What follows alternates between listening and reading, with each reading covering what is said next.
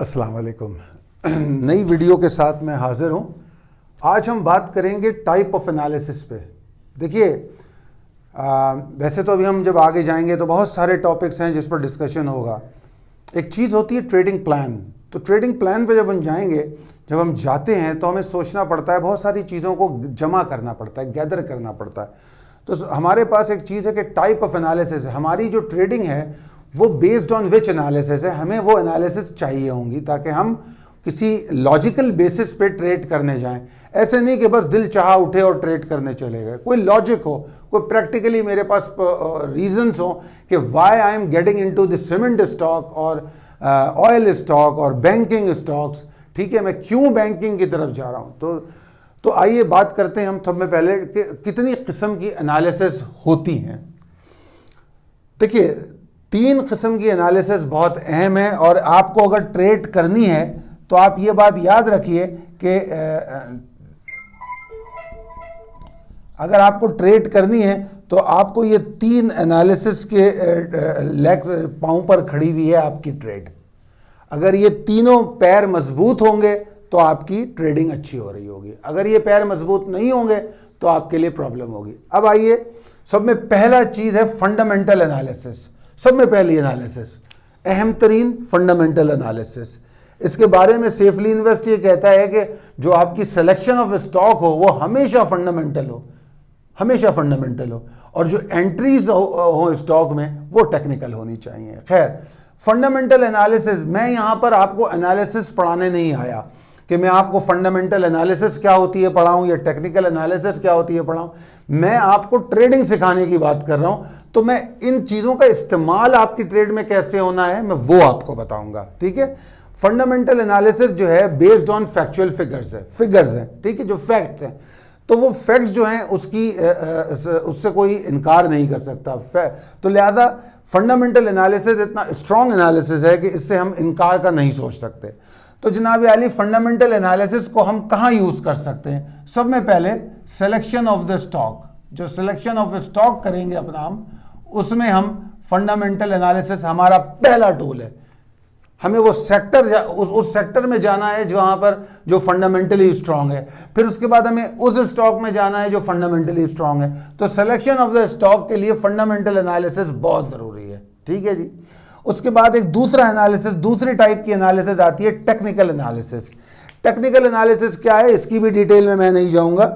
Based on charts, historical data, ये तमाम चीज़ें हैं। मगर आपको अहम तरीन बात क्या है कि आपको इस एनालिसिस का इस्तेमाल करना होता है एंट्रीज एंड एग्जिट में, कि आपको कहाँ मार्केट में एंटर होना है और कहाँ मार्केट से बाहर निकलना है। और ये इतनी अहम एनालिसिस है जो मार्केट का मोमेंटम गेज करती है, आपको बताती है कहाँ प्रेशर बढ़ रहे हैं, कहाँ प्रेशर कम हो रहा है। तो बजाय इसके कि अगर आप यहाँ बाय करें तो हो सकता है वो आपको यहाँ बाय करा दे और फिर आपको ज़्यादा प्रॉफिट मिल जाए। एन मुमकिन है वो आपको एग्जॉस्शन बताए और आपको बोले यहाँ बाय करो, फिर आप यहाँ से यहाँ चले जाए। ठीक है, तो ये टेक्निकल एनालिसिस ये आपके प्रॉफिट को बढ़ा सकती है, ज़्यादा कर सकती है।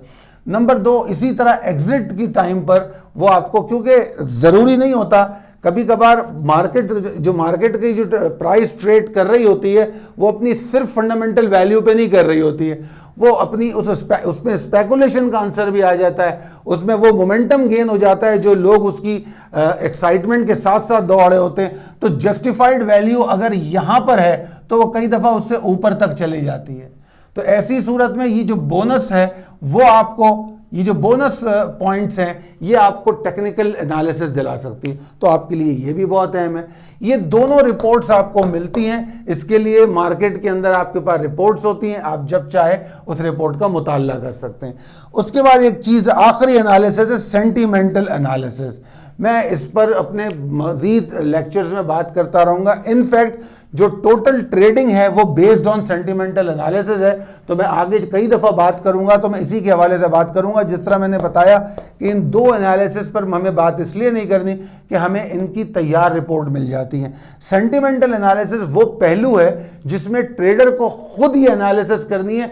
जितनी अच्छी वो ये एनालिसिस करेगा वो उतनी अच्छी ट्रेड करेगा, ठीक है।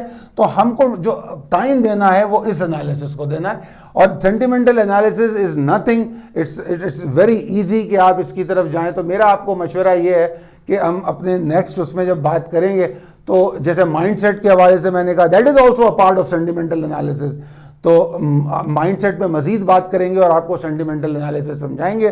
तो आज के इस टॉपिक के लिए इतना ही। हम इंशाल्लाह मजीद गुफ्तगू करेंगे अपने अगले टॉपिक में।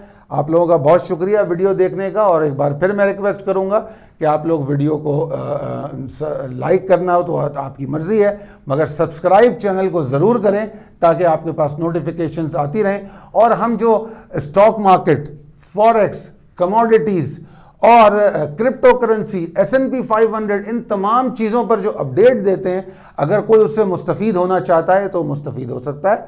और हमारे दिए गए नंबर और ईमेल पर रब्ता करके वो अपनी डेली सब्सक्रिप्शन की भी बात कर सकता है।